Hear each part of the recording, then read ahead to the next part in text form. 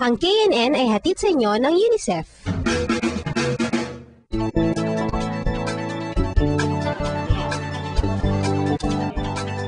Di hari, hindi pari, pero isang corona kanyang suot lagi.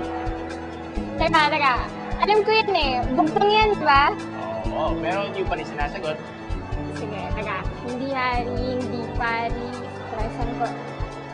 Vitas. Hirabas? Okay, teka. Kasi, Binuksan ang bintana, lumabas ang prinsesa. madali lang yan. Dali. O, ito, last.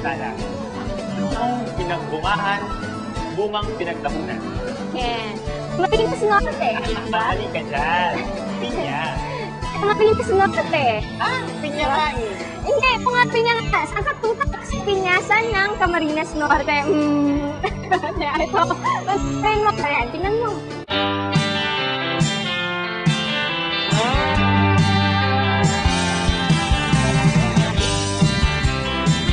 Formosa o Queen Pineapple.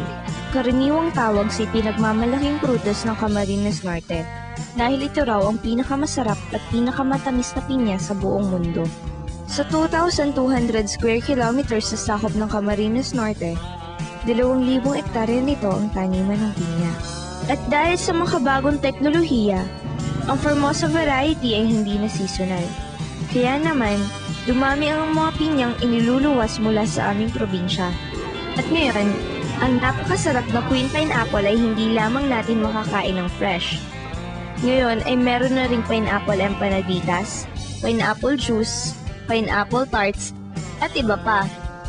Papayag ba naman ang mga dietanyos na hindi kilalanin at parangalan ng Queen's Formosa? Siyempre hindi. Katunayan, 13 beses na kaming nagdaos ng Pineapple Festival. Ang layunin kasi ng Pineapple Festival, magmula ng umpisa, is may promote yung turismo ng diet, ano? And then, sa pamamagitan ng agricultural product na kung saan kilala ang Camarines Norte, ito yung pineapple, no? So yung Formosa variety. Ginamit natin ito para magkaroon ng identity ang diet.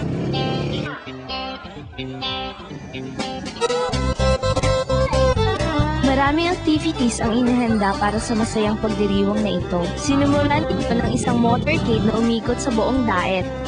Meron ding 10 araw na agro-industrial trade fair. Nariyan din ang search for Miss Daet, ang first Mayor's Cup Motorcycle Drag Race, Big Wheel Criterium Challenge, Extreme Challenge Race, Horse Race, at ang pinaka-highlight, ang street dancing competition na nagtampok din ng free-for-all street dancing o kasiyahan sa kalye.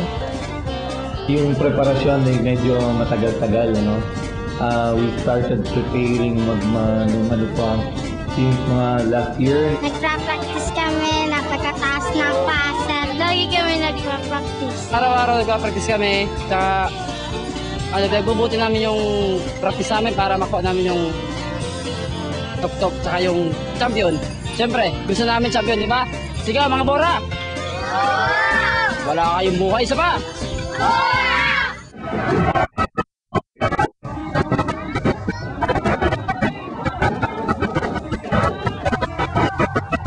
Napakaganda nitong 13th anniversary ng ating Pineapple Festival.